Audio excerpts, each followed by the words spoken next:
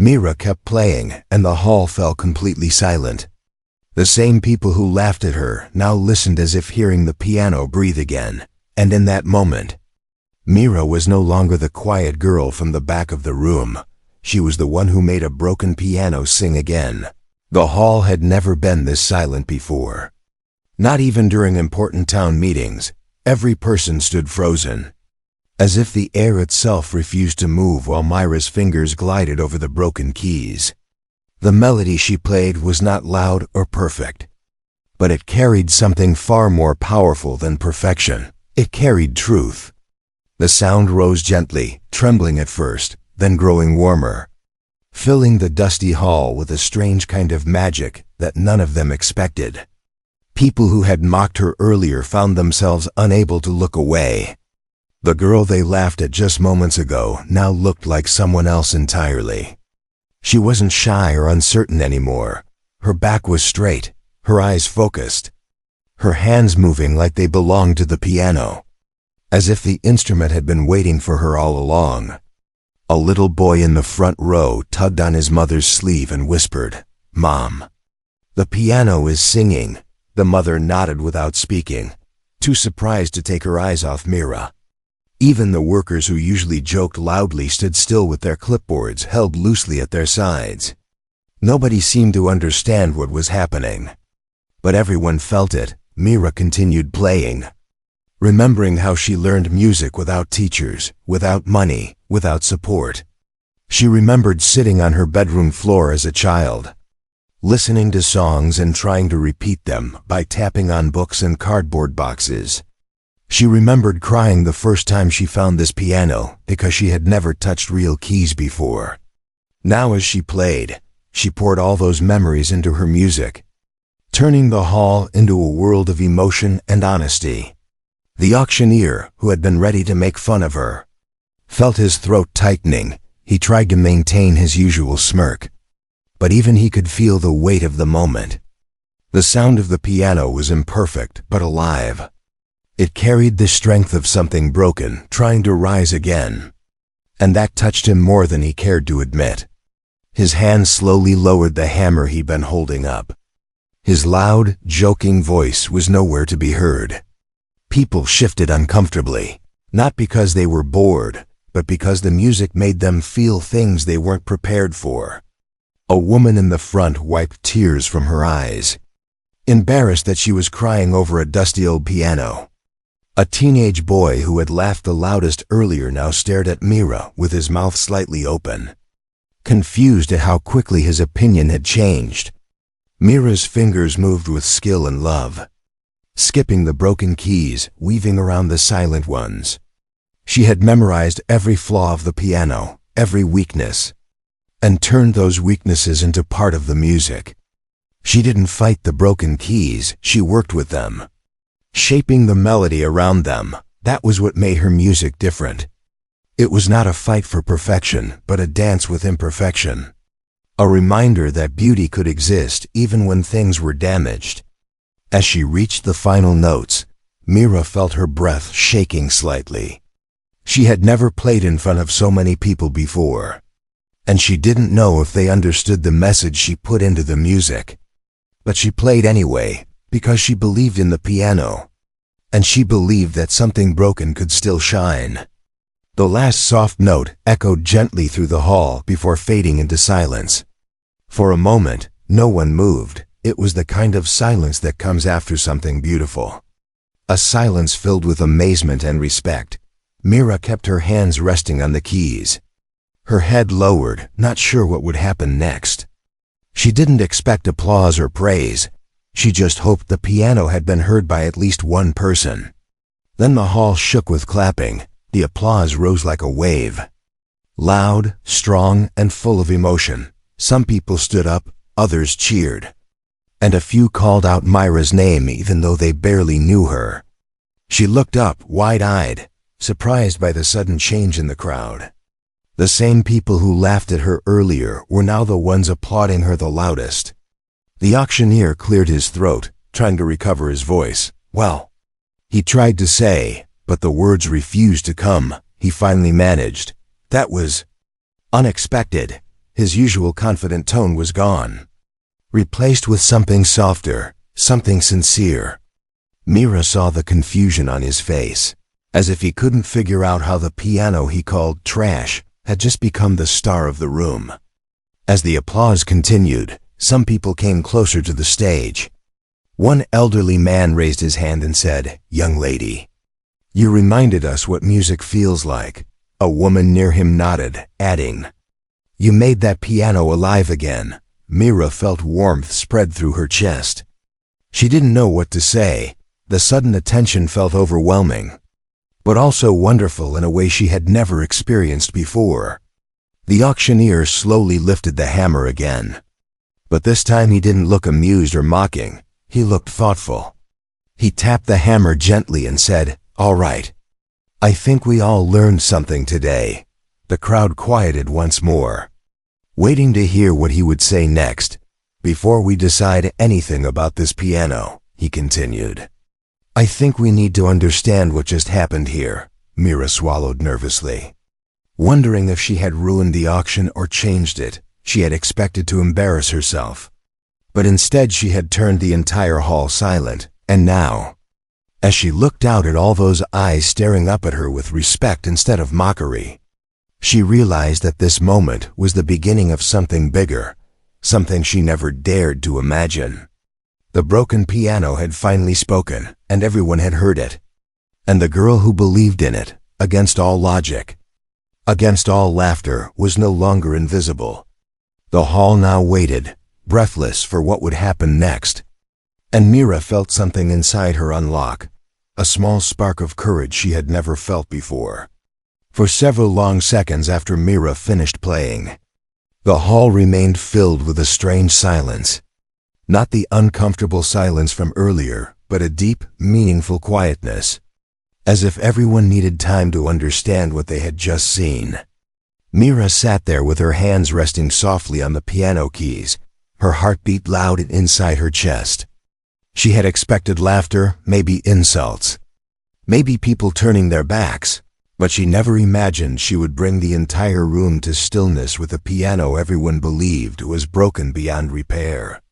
The auctioneer finally cleared his throat again, but this time there was no joke behind his voice. "Young lady," he said carefully, "what you did just now, that wasn't ordinary." His eyes were serious and even a little emotional. Something inside Mira tightened when she heard that, because it was the first time anyone had spoken about her music with respect.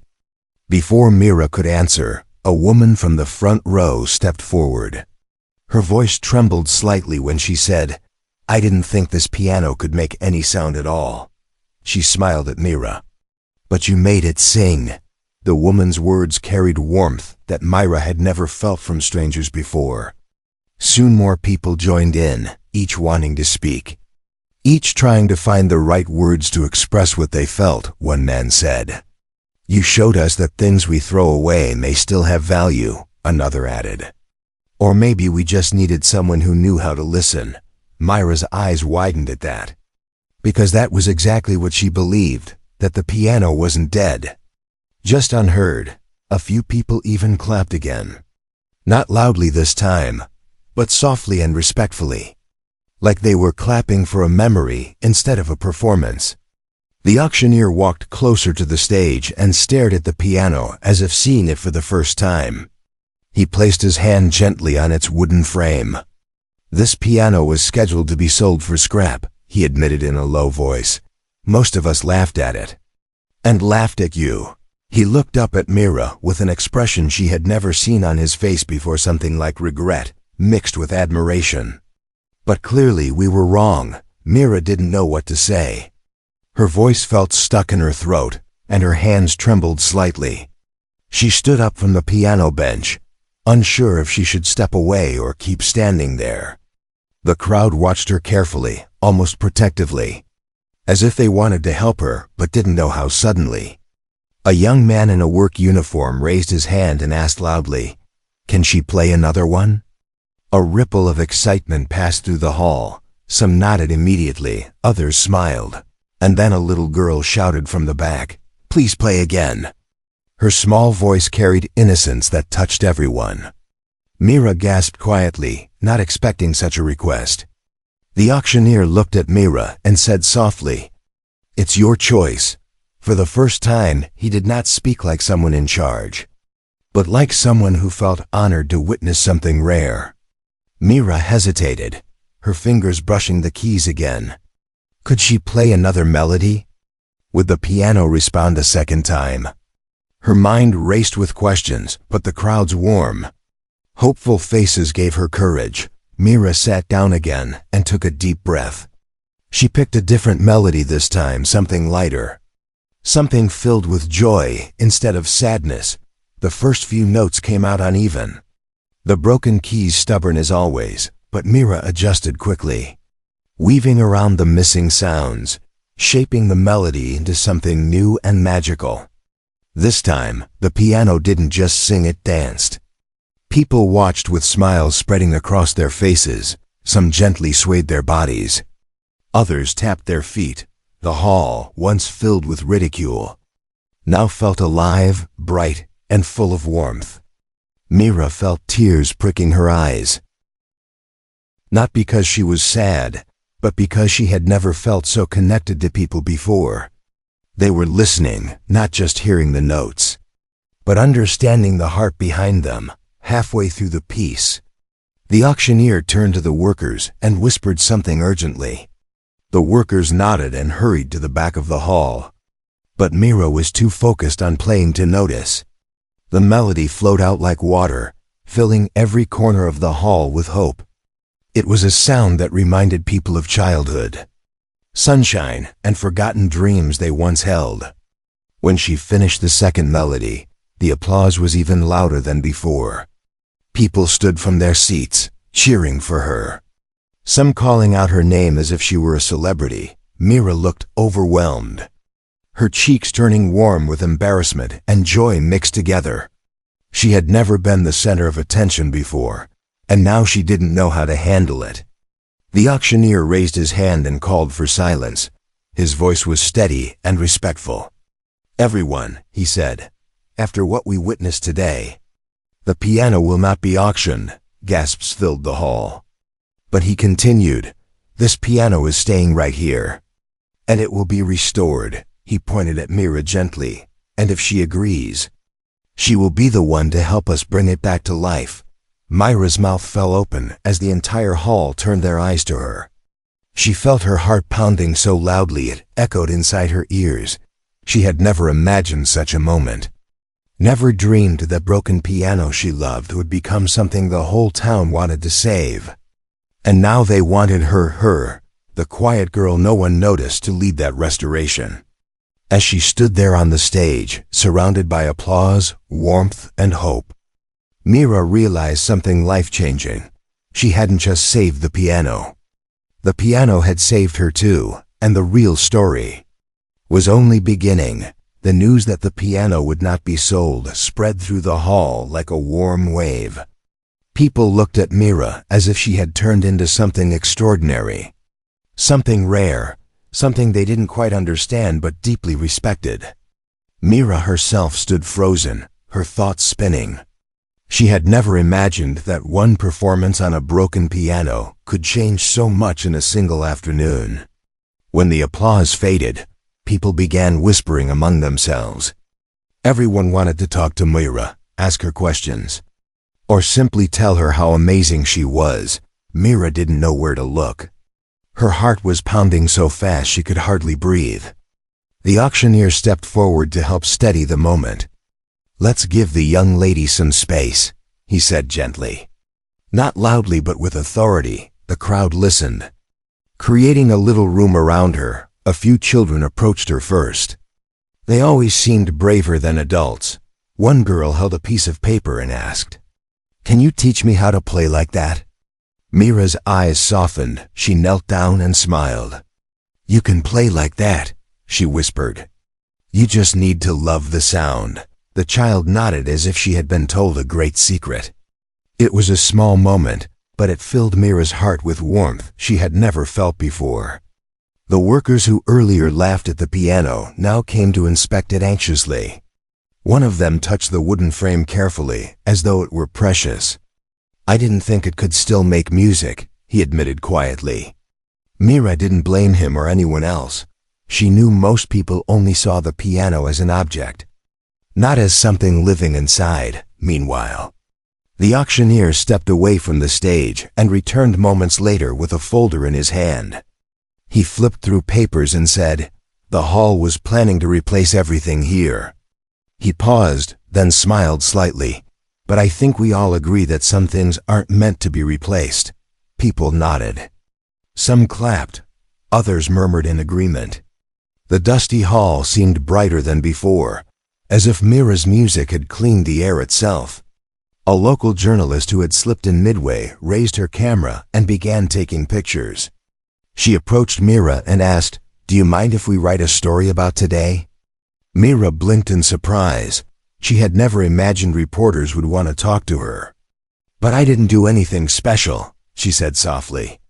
The reporter shook her head with a kind smile.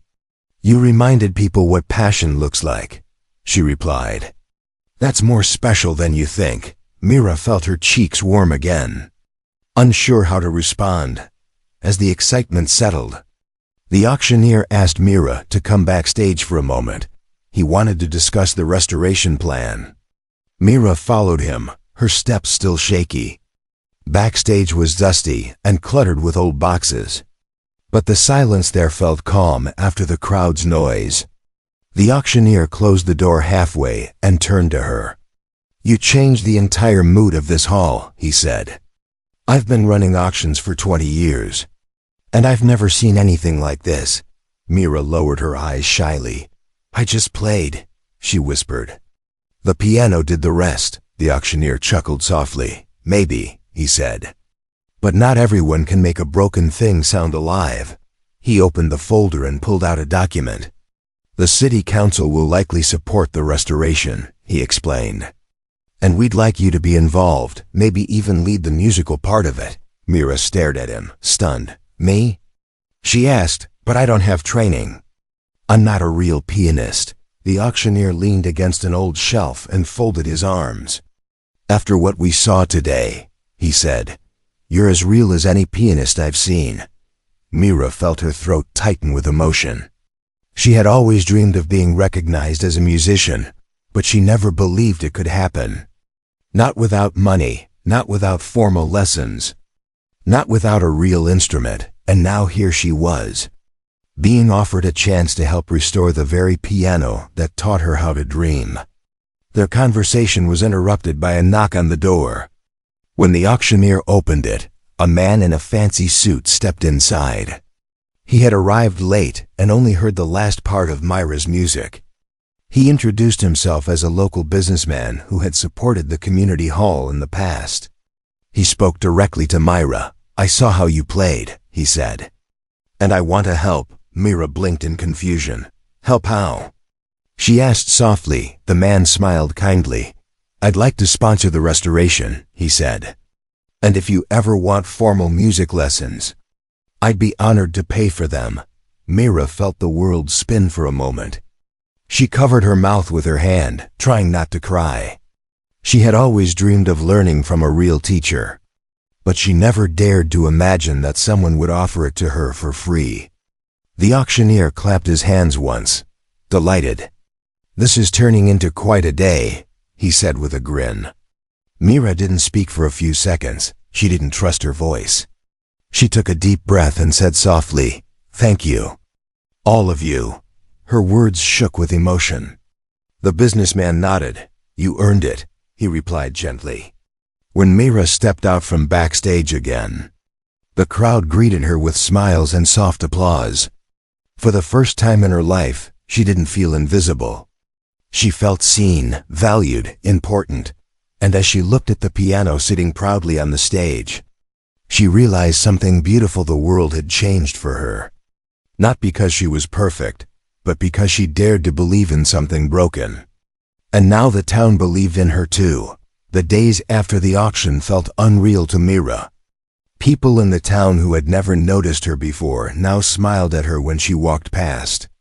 Some even stopped to talk, asking how she learned to play or when she started loving music. Mira answered shyly, still not used to so much attention. She felt as if her quiet world had suddenly expanded, as if the hall, the piano, and her small dream had opened a door she never knew existed. The businessman who offered to sponsor the restoration contacted the city council immediately. Within 2 days, Mira was invited to the hall to meet the restoration team. When she arrived, she found 3 experts examining the piano, one specialized in old wooden instruments, another in antique music mechanics, and a third in tuning and sound repairs. They treated the piano with the kind of respect Mira had always wished others would show. As if it were a priceless treasure rather than an old piece of furniture, Mira stood near the doorway. Unsure if she should step closer, one expert, a kind elderly man with silver hair, noticed her and smiled warmly. "You must be Mira," he said. "We've heard quite a lot about you." Mira swallowed nervously and nodded. Another woman with gentle eyes added, "Your performance moved everyone." Mira blushed softly. Still not used to hearing praise. "I just wanted people to hear it," she whispered. "I didn't know it would turn into something big." The elderly expert placed his hand on the piano and said, "Sometimes big things happen from simple honesty." His words made Mira's heart flutter with quiet pride. The team asked her many questions: what keys still worked, which ones stuck, how long she had been playing on it, and what kind of sound she imagined for its future. Mira answered with surprising confidence, explaining how she had memorized each broken note and how she dreamed the piano would sound if restored. The experts listened carefully, truly valuing her thoughts, which shocked her even more. She had always thought only trained musicians were allowed to talk about music in such detail. But here they were, professionals who spent their lives repairing instruments, treating her as if she belonged among them. For Mira, that alone felt like a miracle. Over the next week, the hall became busier than it had been in years. Workers cleaned the place, painters arrived, even electricians came to fix the lights. It was as if the restoration of the piano revived the entire building, transforming a forgotten hall into the heart of the town again. People came daily just to check the progress, bringing coffee for the workers or snacks for Mira, as if they all wanted to participate in the miracle she had created. One afternoon, the hall was especially lively. The sound of sandpaper rubbing wood, screwdrivers clicking, and quiet humming filled the space. Mira sat nearby watching closely, trying to learn as much as she could. The elderly expert invited her to help remove the outer frame, guiding her hands gently so she didn't damage anything. "You're part of this," he told her. "Don't be afraid to get involved." Mira felt a spark of excitement. She had never touched the inside of a piano before, and seeing its hidden world strings, hammers, and delicate mechanisms made her feel like she was uncovering a secret she wasn't supposed to know. As the restoration continued, the businessman visited often, checking progress and encouraging Mira. One day he brought her a small wrapped box. Mira opened it carefully and found a brand new music notebook inside. The pages were blank, waiting to be filled. "Every musician needs a place for their thoughts," he said kindly. "I think it's time you started writing yours down." Mira held the notebook to her chest, too overwhelmed to speak, but not everything was easy. As news about the piano spread on social media, some people online began questioning whether Mira's talent was real or exaggerated. A few even claimed the story was staged for attention. When Mira first read those comments, her heart sank. She felt the old fear creep back, in the fear that she didn't belong, that she wasn't good enough, that everything was a mistake. But before she could drown in doubt, the auctioneer, who had once laughed at her, found her sitting alone on the stage and said, "Don't listen to voices that don't know you." His tone was firm but gentle. "We saw what you did with our own eyes, and that's the truth," another worker added. "People talk because they weren't here. They talk because they're jealous. Their support warmed her heart and gave her strength again. By the end of the week, the restoration team announced that the piano was ready for its first test sound. The hall gathered with excitement. The workers, experts, townspeople, the businessman, and even a few local reporters stood waiting. Mira felt her hands shake again, but this time it wasn't fear, it was anticipation. The elderly expert stepped aside and said, "Mira, would you do the honor?" Her breath caught. She walked to the piano slowly, feeling the weight of the moment pressing softly on her shoulders.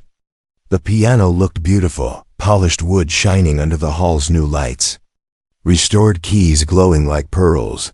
It almost didn't look like the same instrument she had loved in its broken state. She sat down, touched the keys gently, and pressed the first note. A clear, warm sound filled the hall. Full of life, full of promise, the room gasped. Mira felt tears blur her vision. She pressed another key, then another. And soon a melody formed, richer, fuller, stronger than anything she had ever imagined. The piano was alive again, and as Mira played, she realized something that made her heart tremble. The world had seen her break, then saw her rise. But now they were seeing something even more powerful, the beginning of who she was meant to become.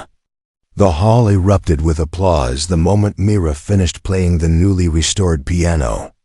The sound of the instrument was unbelievably beautiful, warm, and full, as if it had been waiting years for someone to set it free again. Mira sat there speechless, her fingers still trembling on the keys. She felt as if the piano itself was breathing under her hands. Alive for the first time in decades, people gathered around her, some clapping loudly, others wiping tears. It was not just a celebration of music, it was a celebration of hope, of second chances, of something broken returning stronger than before. The elderly restoration expert stepped forward and said proudly, "The piano chose the right hands." Mira's heart fluttered at those words. They felt too big for her, too meaningful, too emotional. She had always seen herself as a quiet girl who loved music in private. But now she had become the center of something larger than life. The businessman who sponsored the restoration placed a gentle hand on her shoulder and said, "Mira, you didn't just save this piano. You inspired a whole town." His words struck her deeply, making her eyes mist with gratitude. But the excitement was only beginning. Within hours, photos and videos from the hall spread once again on social media. This time the reaction was different from before. The earlier doubts and negativity vanished, replaced by thousands of comments calling her talented, inspiring, and special. Some people wrote that her story gave them hope. Others said it reminded them of their own forgotten dreams. One comment said, "I didn't know a single melody could heal something in me." Mira read these words late at night, her hands shaking softly. She never imagined her music could touch strangers far beyond her town. Over the next few days, the hall invited Mira to prepare a small performance for the community.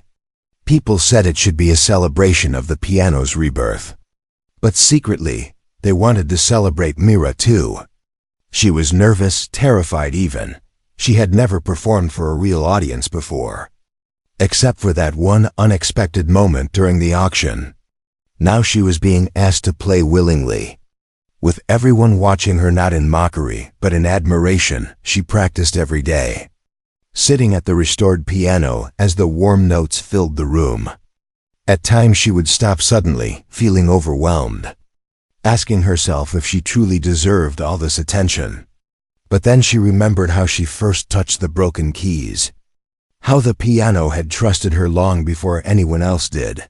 That memory gave her courage again.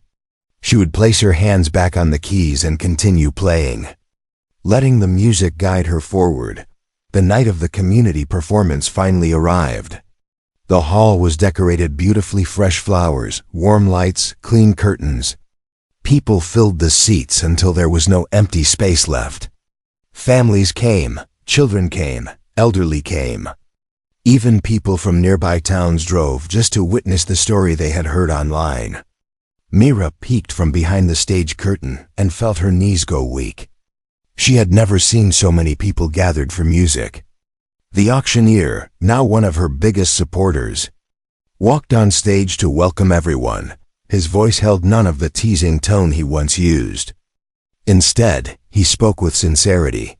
"Tonight we gather not just to hear music, but to celebrate belief," he said. A belief that a broken instrument could be saved. And a belief that a quiet girl had the courage to change everything. The crowd murmured in agreement, and Mira felt her eyes sting with emotion. When Mira finally stepped onto the stage, a wave of applause washed over her. Not loud or chaotic, but warm and supportive. Like a soft blanket around her heart, she bowed her head politely. Then sat at the piano. Her hands trembled. But she placed them on the keys anyway. She closed her eyes, took a steady breath, and began to play. The melody she chose was different from her usual style. It was a piece she had written secretly in her notebook over the past week. Inspired by everything she had gone through, the laughter, the tears, the restoration, the hope, the music rose softly. Like a whisper from the past, then grew stronger, filling the hall with emotions no words could express. People closed their eyes, letting the sound carry them. Children leaned forward as if listening to a magic spell. Even the workers who had once dismissed the piano stood in awe at the back of the hall. As Mira played, she felt something inside her shift. She no longer felt small or invisible. She felt powerful in the gentlest way. Her music was no longer a secret hidden inside an old hall. It was a gift she could share with the world. And the world, for the first time, was ready to listen. When the final note faded into silence, the hall remained still for a heartbeat. Then the crowd rose to their feet in a standing ovation, clapping so loudly that it echoed through the entire building. Mira's eyes filled with tears. She covered her mouth with her hand, overwhelmed by the love pouring toward her. That night, as the applause washed over her, Mira understood something she had never understood before. She wasn't just saving a piano, she was saving herself, and in doing so, she had touched hundreds of hearts. The girl who once sat alone in a dusty hall was now standing under bright lights, surrounded by people who believed in her. And for the first time, she believed in herself too. When the audience finally stopped clapping, Mira stood from the piano bench with shaky hands. Her heart felt heavy and full at the same time. The entire hall was still glowing with the warmth of her music. People talked softly, saying how they had never heard anything like what she played. Some said her melody felt like it came from an old memory. Others said it healed something they had forgotten was hurting. Mira listened quietly, absorbing their words like gentle sunlight. She had never felt so seen in her life. After the performance, people lined up to meet her. Children held notebooks asking for her signature.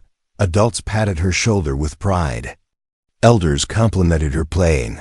Mira tried to smile at each one, even though her emotions were overflowing inside her. She never imagined a single song could create so much kindness. A few people even brought small gifts: flowers, homemade cookies, a scarf someone knitted just for her. Mira held them carefully, her hands almost trembling from gratitude. The businessman who sponsored the restoration approached her slowly, giving her space because he could see she was overwhelmed. When he reached her, he handed her an envelope. Mira took it nervously. It contained a letter offering her a scholarship for professional music training at a respected academy. Mira gasped and looked up at him. "But I don't know if I'm good enough," she whispered. He shook his head gently and replied, "You're more than good enough. You just needed a chance." Mira felt tears blur her vision as she clutched the envelope to her chest. The elderly restoration expert then came forward with a small wooden box. Inside it was a single key from the piano, the original key that had broken years ago and could not be repaired. "We saved this for you," he said, as a memory of the old piano and the girl who saved it. Mira held the key and felt a deep warmth in her heart. The key was smooth from age, worn down by time, but it felt like a symbol of everything she had overcome. She whispered a quiet thank you, her voice too filled with emotion to say more. As the crowd slowly left the hall that night, Mira stood alone for a moment in front of the restored piano. The lights were dim now, the room silent. She pressed one last key, letting a single soft note echo through the empty hall. It sounded like a promise, a reminder that her journey was only beginning. She placed her hand gently on the wood and whispered, "Thank you for believing in me. It was silly to talk to a piano." But she knew deep inside that this instrument had changed her life. In the days that followed, Mira's story spread far beyond her small town. News channels reported about the girl who saved a broken piano with nothing but faith and music. Social media filled with clips of her playing. Music teachers from different cities reached out, offering guidance or wanting to collaborate. A famous pianist even sent her a message saying he hoped to meet her one day. Mira read these messages with a mix of disbelief and joy. She felt as if she had stepped into a dream she never dared to imagine. The town also changed. The old hall, once empty and ignored, now hosted regular community events. Some people came just to see the piano. Others came hoping Mira might be there practicing. Children began signing up for free music workshops, which the businessman funded, inspired by Mira's story. Music began to fill the hall at all hours, soft, bright, and full of new beginnings. The auctioneer, who once mocked the piano, now proudly told visitors how he witnessed Mira's first performance. He became one of the biggest supporters of the hall's revival. As for Mira, she continued practicing every day. But now she practiced with confidence instead of fear. She filled pages of her notebook with new melodies, thoughts, dreams, and hopes.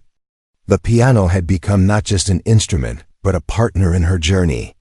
She played for children, teaching them simple tunes, telling them stories about how she once believed she wasn't good enough, and how important it was to believe in themselves even when others didn't. One quiet evening, the businessman invited her for a small meeting. He wanted to discuss something important. Mira sat nervously as he explained. "The academy we contacted has accepted you," he said with a proud smile. "They want you to start as soon as possible." Mira froze. Her heart pounded wildly. "Me? Attend a real music academy?" She whispered. The businessman nodded. "You deserve this future," he said softly. "Don't let fear stop you." Tears rolled down Mira's cheeks as she nodded slowly. Realizing the world she once thought was unreachable was now opening its doors for her. On the night before leaving for the academy, Mira visited the hall one last time. The piano sat quietly under the soft glow of the lights, waiting for her. She sat at it and played the very first melody she had ever learned, the one she used to play when the piano was still broken. The sound was perfect now, rich and clear. But the emotion was the same. She finished the melody and touched the wooden frame gently. "You helped me find myself," she whispered. "I'll make you proud." And with that, she stood, holding the broken key in one hand and her music notebook in the other.